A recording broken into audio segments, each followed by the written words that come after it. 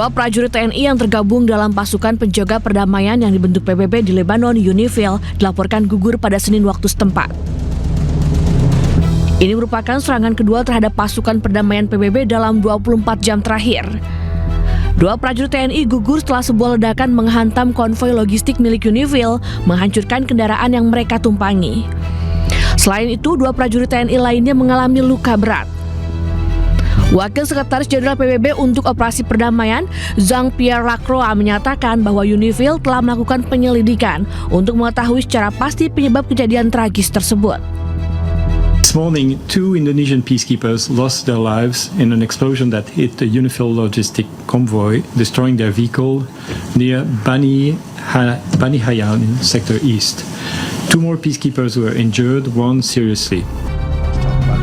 Zhang juga menambahkan serangan yang disengaja terhadap penjaga perdamaian ini merupakan pelanggaran berat terhadap hukum humaniter internasional dan resolusi Dewan Keamanan PBB yang dapat dikategorikan sebagai kejahatan perang.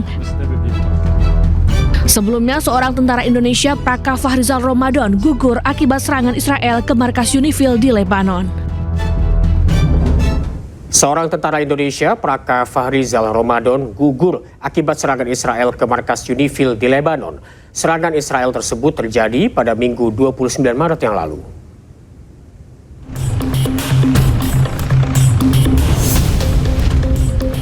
Israel dilaporkan menyerang pangkalan penjaga perdamaian PBB di Lebanon Selatan pada Minggu waktu setempat. Kantor berita setempat melaporkan bahwa pasukan Indonesia diserang di pangkalan di Atshid Al-Qusir di distrik Marjayun. Terdapat korban jiwa dan helikopter telah membawa korban ke rumah sakit terdekat. Naas, saat dikonfirmasi, salah satu tentara perdamaian dari Indonesia meninggal dunia dan satu tentara lainnya dalam kondisi kritis. Kini, korban luka dirawat di Rumah Sakit St. George Beirut. Ya, perang di Timur Tengah meluas, pasukan perdamaian hingga jurnalis pun menjadi korban. Dan untuk membahas perkembangan perang antara Amerika Serikat, Israel, dan juga Iran, sudah bergabung bersama kami Teguh Reza Syah, pengamat Timur Tengah. Selamat siang, Pak Reza. Selamat siang Indonesia, selamat siang. Ya, Pak Reza, gugurnya para prajurit TNI di pangkalan penjaga perdamaian PBB di Lebanon ini tentu menjadi perhatian besar, Pak. Pemerintah Indonesia dan juga PBB ini sudah mengecam keras aksi ini. Seberapa serius, Pak, dampaknya bagi posisi Indonesia saat ini? Bagi saya sangat serius ya, karena keadaan ini menunjukkan bahwa misi perdamaian itu tidak aman begitu. Karena secara teknologi, Israel itu hendaknya bisa mendata dengan baik di mana beradanya pasukan-pasukan perdamaian dari puluhan negara tersebut dan di mana titik-titik mereka berasal. Misalnya kita perhatikan ya, yang wafat itu kan anak kita namanya Fahrizal Ramadan ya. Kalau berdasarkan pantauan Indonesia, almarhum ini berasal dari Kesatuan Yonif 113. Tapi beliau meninggalnya di Indobat UNP 71 Desa Akid Al-Qusayr, Lebanon Selatan. Kita yakin sekali sebab meninggalnya adalah terkena serangan artileri IDF. Tapi pada saat yang sama kita yakin sekali dengan penelitian internal kita, ini penyebab kematian adalah artileri IDF.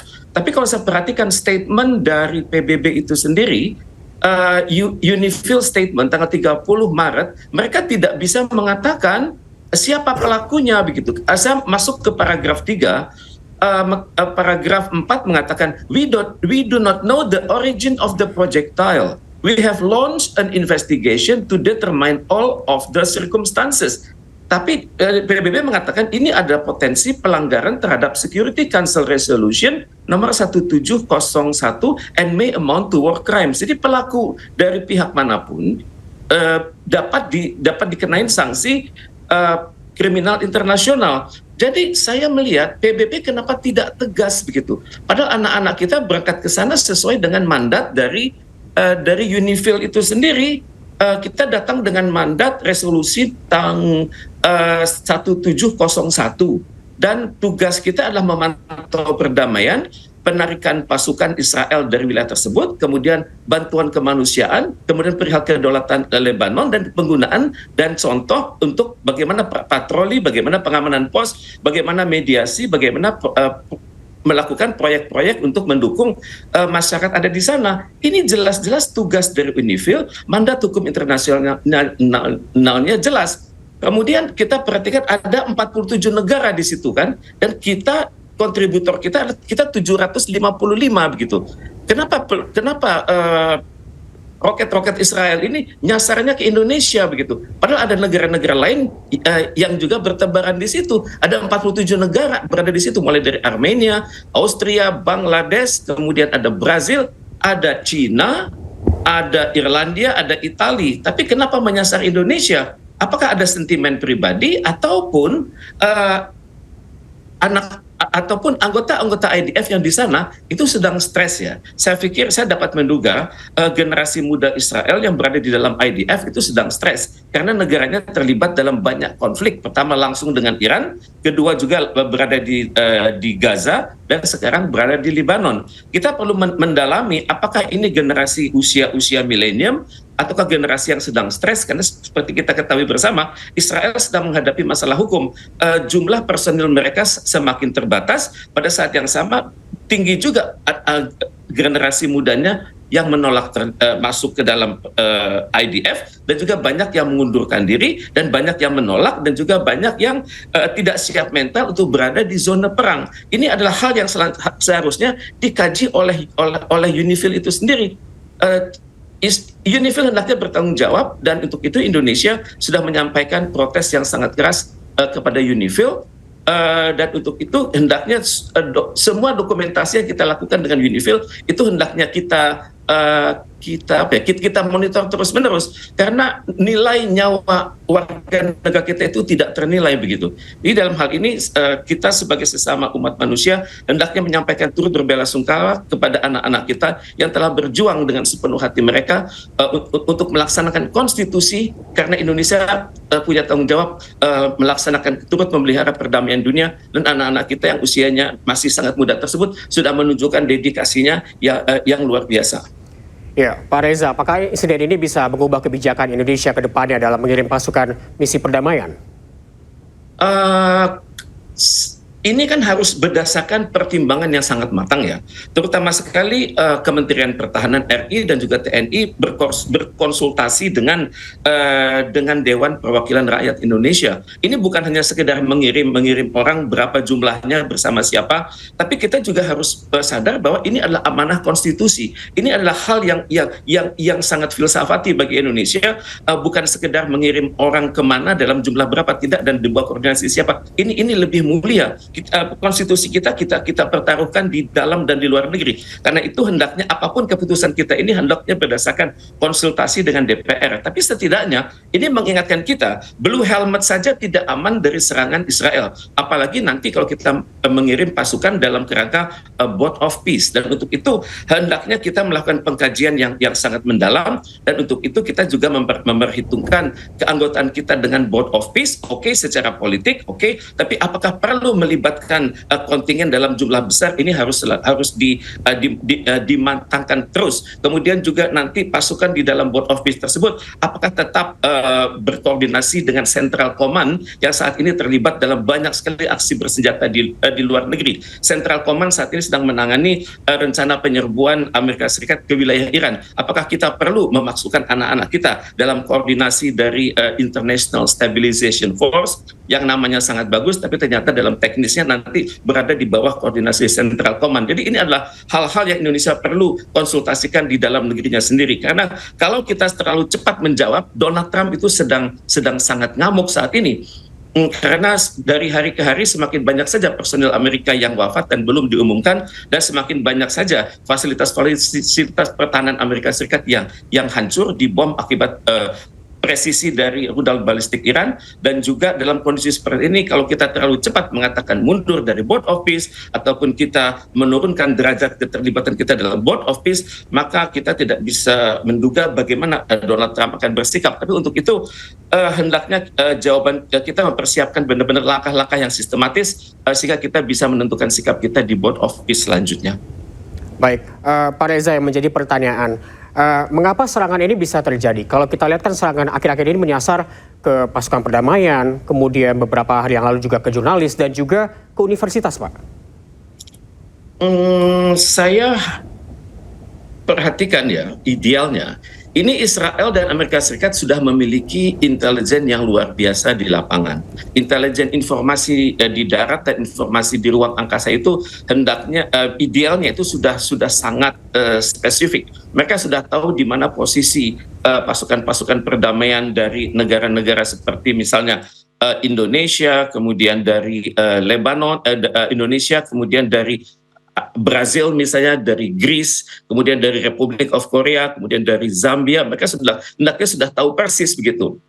Dan saya khawatir ya, sikap kita yang sangat kritis atas perang ini kemungkinan besar saya tidak bisa membuktikan ya, karena UNIFIL adalah lembaga yang punya otoritas untuk menentukan bagaimana asal mula dari kejadian ini ya. Tapi hendaknya Indonesia melakukan penyelidikan internal di kalangan anak-anak kita di UNIFIL, jumlahnya saya perkirakan ada 755, agar kita melakukan ini rerouting atau pengkajian ulang apa saja yang sudah kita lakukan selama seminggu terakhir, pihak-pihak mana yang berhubungan dengan kita dan dari mana dan mengapa kejadian ini sampai terjadi. Dan untuk itu ya kita hendaknya memiliki dokumen yang mandiri, selain kita berkoordinasi juga dengan negara-negara lain yang punya pasukan di UNIFIL tersebut. Dan untuk itu ya komunikasi kita dengan United Nations, itu ada lembaga Under Secretary General of the United Nations for Peace, itu hendaknya kita senantiasa dibukakan kepada publik. Dalam hal ini kita berkomunikasi dengan United Nations Under Secretary General for Peace Operation. Ini adalah tokohnya dari Perancis, namanya Jean-Pierre Lecroix. Dia hanya mengatakan UNIFIL sedang mendalami hal ini dengan sangat sungguh-sungguh. Tapi dalam kenyataannya yang kita butuhkan adalah bagaimana proses verbal dari kejadian ini, karena Indonesia hendaknya mampu mempertanggungjawabkan keberadaan anak-anak kita dalam jumlah besar itu kepada masyarakat Indonesia sendiri. Baik, Pak Reza, banyak juga yang khawatir eskalasi konflik ini semakin meluas. Kita lihat beberapa waktu yang lalu ini kelompok Houthi di Yaman juga sudah ikut menyerang Israel. Menurut Anda bagaimana, Pak? Dalam pandangan saya, Houthi di Yaman dan juga Hezbollah itu kan sudah lama menjadi winger ataupun sisi-sisi dari kelompok yang mendukung Iran kan. Dan ini adalah kejadian lama. Mereka sudah terbiasa melakukan itu.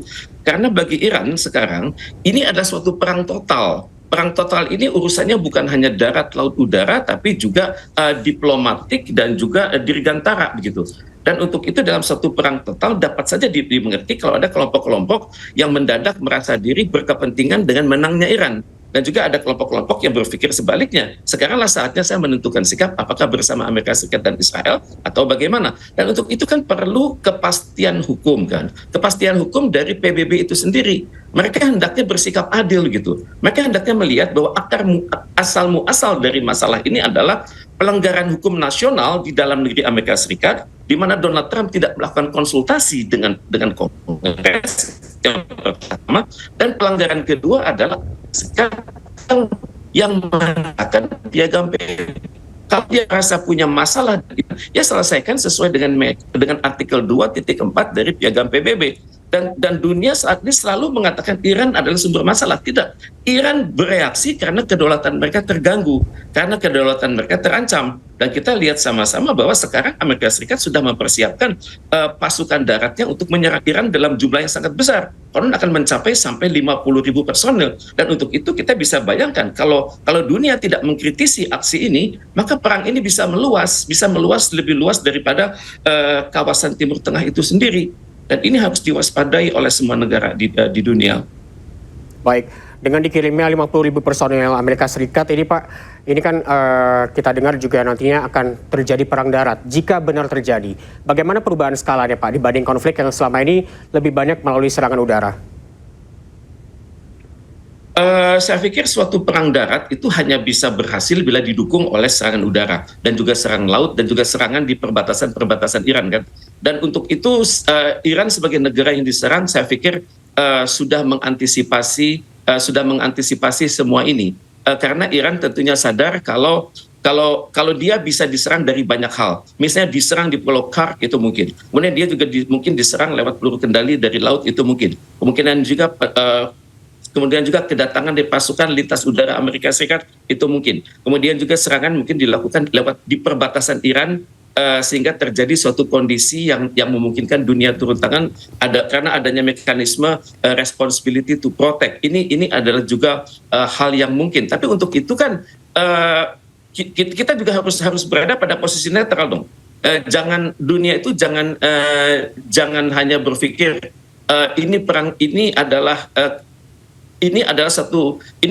jangan hanya berpikir Iran yang melakukan kesalahan. Tidak, Iran mempertahankan dirinya untuk melawan suatu serangan yang habis-habisan dari Amerika Serikat. Memang secara militer Iran itu lebih lemah kan.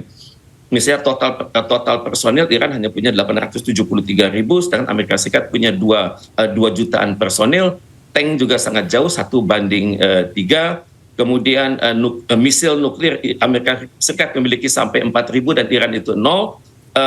Dan ini hendaknya benar-benar diwaspadai. Hendaknya dunia juga mewaspadai statement-statement liar yang dibuat oleh pemimpin Amerika Serikat. Misalnya baru-baru ini Menteri Pertahanan Pete Hegseth mengatakan it takes money to kill bad guys. Jadi Iran dikatakan sebagai bad guys dan otomatis Amerika Serikat beserta Israel sebagai good guys. Jadi hendaknya dunia benar-benar berada pada posisi tengah gitu, mengkritisi kedua belah pihak dan juga bersikap adil kepada dua belah pihak. Baik, berarti Kansas seperti apa Pak jika nanti terjadi perang darat ini? Kalau perang darat itu terjadi, bagi Iran ini adalah perang suci. Perang suci di mana mereka mempertahankan tanah air ya. Dalam bahasa textbook itu motherland dan fatherland ya. Dalam kondisi seperti ini, maka pihak yang bertahan itu memiliki semangat juang yang jauh di atas pihak yang menyerang.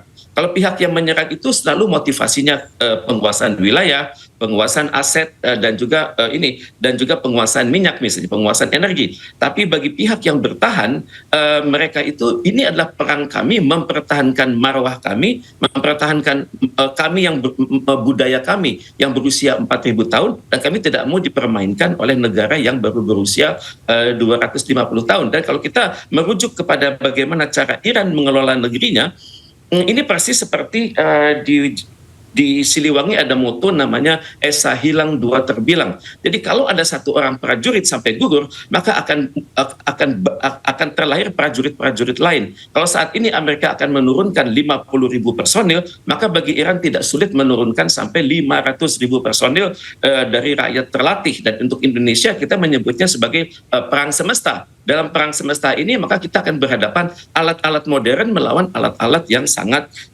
sederhana. Dan untuk itu kita memiliki referensi. Referensi kita adalah perang gerilya yang ditulis oleh Jenderal Abdul Harith Nasution. Dan di dalam perang gerilya itu terlihat bahwa kualitas masyarakat yang terhimpun untuk mempertahankan tanah air mereka dan bersatu bersama pimpinan mereka, mereka dapat menang dalam suatu perang jangka panjang. Ini yang ditakutkan oleh Amerika Serikat sebenarnya. Karena itu Amerika Serikat saat ini sedang masih berpikir-pikir apakah serangan darat itu akan dilakukan dan akan menyasar kota-kota mana. Dan tentunya dalam bayangan Amerika Serikat akan ada wilayah-wilayah yang diduduki ya. Apakah itu Teheran, apakah itu Mashhad, apakah itu Isfahan, apakah itu Karaj, Shiraz, Tabriz atau Qom, Al-Fas, Kermansyah maupun Urmia. Karena kota-kota ini memiliki nilai-nilai budaya, nilai-nilai psikologis bagi masyarakat Iran. Dan tentunya Amerika Serikat akan berpikir kuasai salah satu kota, kemudian tinggalkan pos di situ, kemudian kita menyatakan kemenangan dan kita pulang. Karena perang ini sudah sangat menguras energi Amerika Serikat. Di dalam negeri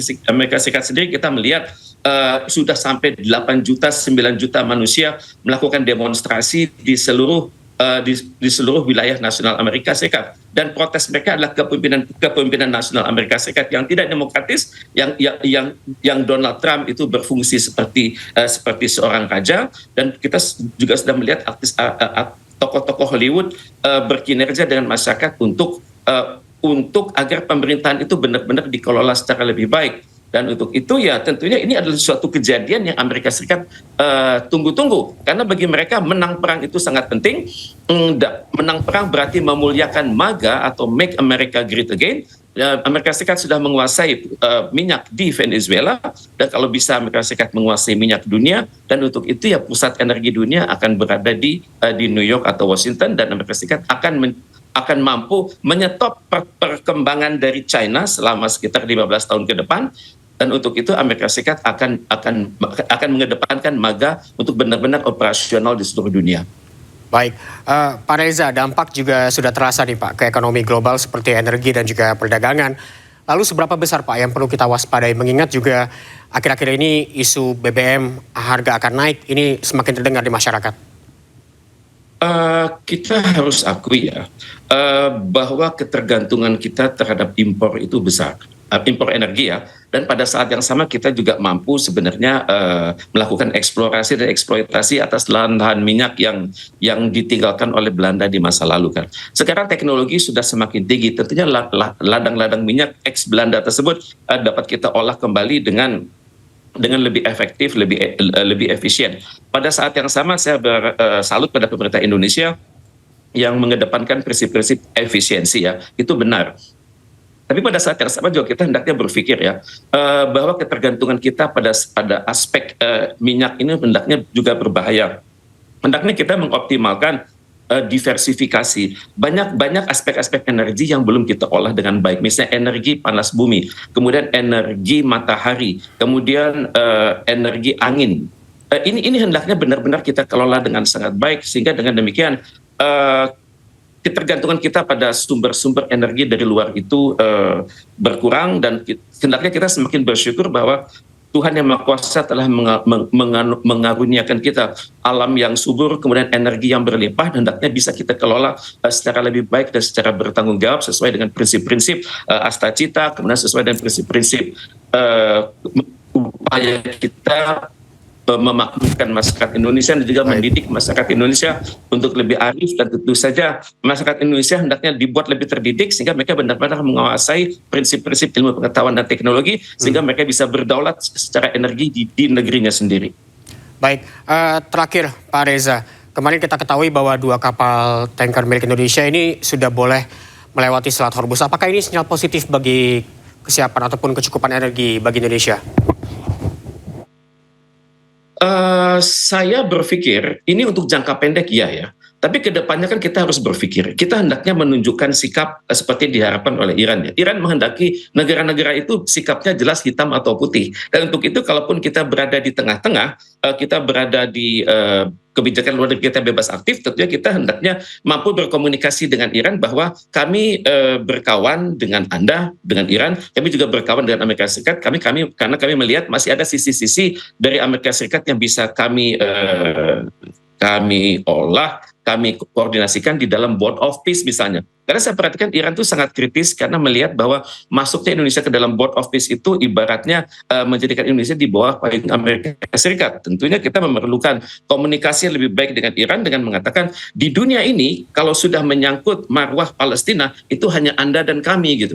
Kami dan Anda sama-sama berjuang di PBB, tapi kami berjuang di level pemberdayaan manusia dan Anda juga berjuang di level keamanan dan pertahanan. Ini yang hendaknya kita komunikasikan terus-menerus kepada Iran.